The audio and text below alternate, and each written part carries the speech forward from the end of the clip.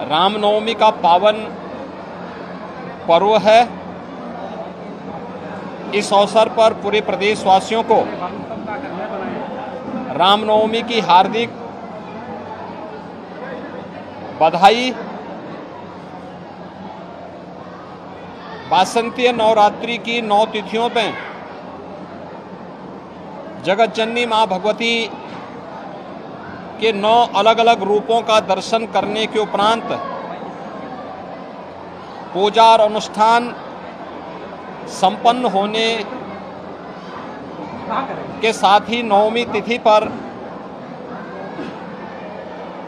मर्यादा पुरुषोत्तम भगवान श्री राम का जन्मोत्सव का कार्यक्रम भी अभी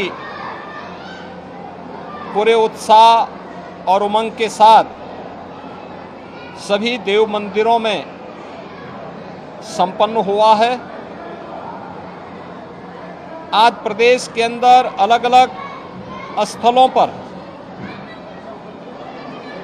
अयोध्या में श्री राम जन्मोत्सव का कार्यक्रम पूरी भव्यता के साथ लाखों की संख्या में श्रद्धालुओं की उपस्थिति में संपन्न हुआ है। हर देव मंदिर में अयोध्या धाम में काफ़ी उत्साह है, काफ़ी उमंग है।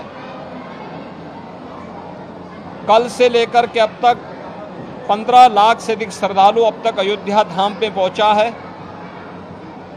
ब्रह्म मुहूर्त से ही वहां पे पवित्र सरयू नदी में स्नान करने के बाद श्री हनुमानगढ़ी और राम जन्मभूमि के साथ साथ सभी पवित्र स्थलों में दर्शन के बाद श्री राम जन्मोत्सव के कार्यक्रम के साथ शामिल हो रहा है। तो प्रदेश भर के सभी शक्ति पीठों में भी इस अवसर पर जगत जननी मां भगवती के सिद्धिदात्री स्वरूप का दर्शन करने के लिए लाखों की संख्या में श्रद्धालुजन उमड़े हुए हैं। राज्य सरकार ने एक और यह व्यवस्था सुनिश्चित की है कि वासंतीय नवरात्रि के अवसर पर देव मंदिरों में दुर्गा सप्तशती का पाठ और रामनवमी के अवसर पर अखंड रामायण का पाठ हो। ये सभी जनपदों में आयोजित हुआ है। सभी जनपदों में यह कार्यक्रम सुचारू रूप से संपन्न होने के साथ ही श्रद्धालु जनों की सुविधा और उनकी सुरक्षा की भी पुख्ता व्यवस्था की गई है। हम सब इस बात को जानते हैं कि धर्म हमें कर्तव्य का बोध कराता है।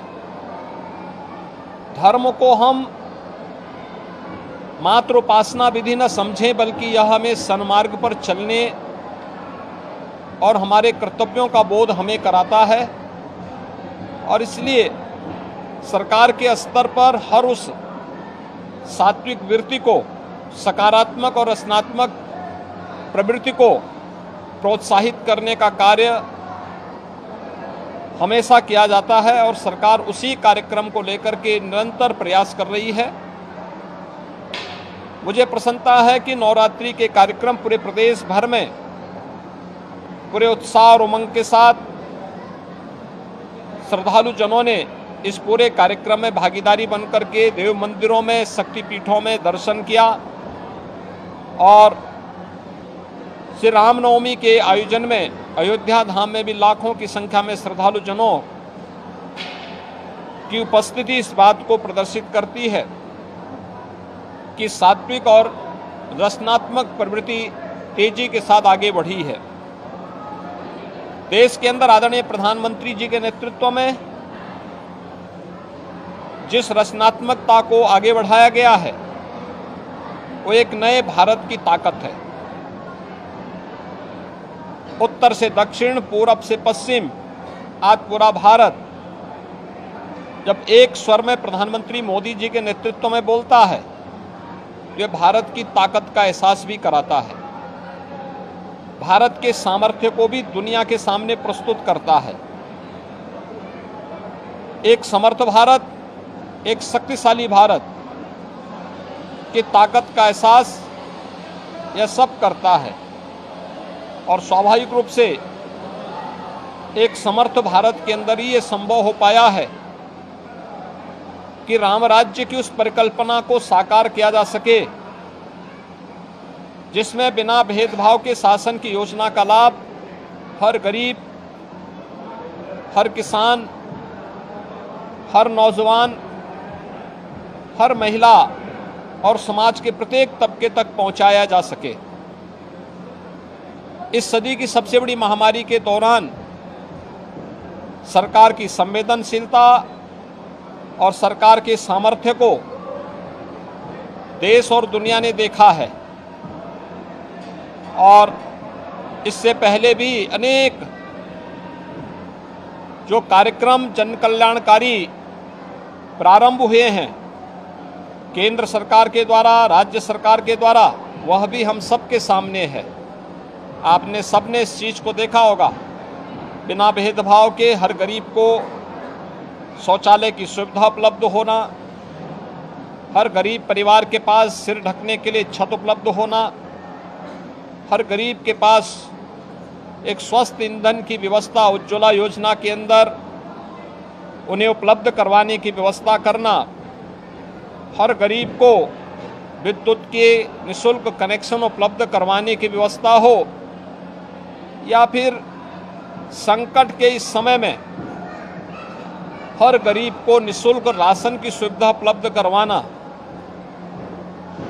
अनेक ऐसे कार्यक्रम हैं जिन कार्यक्रमों के माध्यम से प्रत्येक नागरिक के जीवन में व्यापक परिवर्तन करने के एक बृहद अभियान का हिस्सा सरकार बनी और सफलतापूर्वक उसे आगे बढ़ाया है।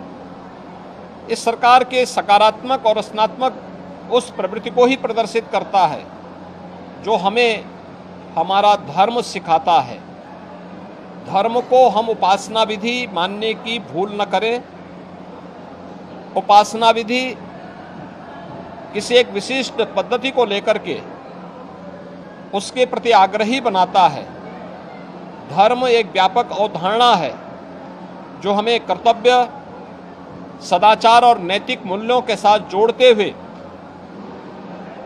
सन्मार्ग पर चल करके एक रचनात्मक प्रवृत्ति की ओर अग्रसर करता है। हमें उस व्यापक धर्म को अंगीकार करना होगा जो हमें भेदभाव और किसी भी प्रकार की अव्यवस्था से मुक्त सबके कल्याण के भाव के साथ जोड़ने का कार्य करता है। जो भारतीय मनीषा का रहा है, G20 के देशों की अध्यक्षता करते हुए भारत ने थीम दुनिया को दिया है और दुनिया को दी जाने वाली ये थीम जो वसुधैव कुटुंबकम की है, यह उसी का उदाहरण है।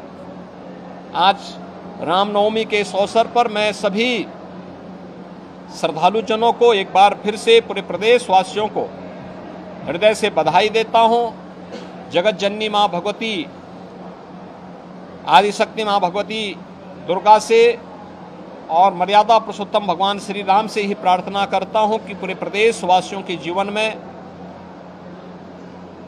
सुखमय, समृद्धिमय बने, इसकी प्रार्थना करते हुए अपनी शुभकामनाएं पूरे प्रदेश वासियों के प्रति व्यक्त करता हूं।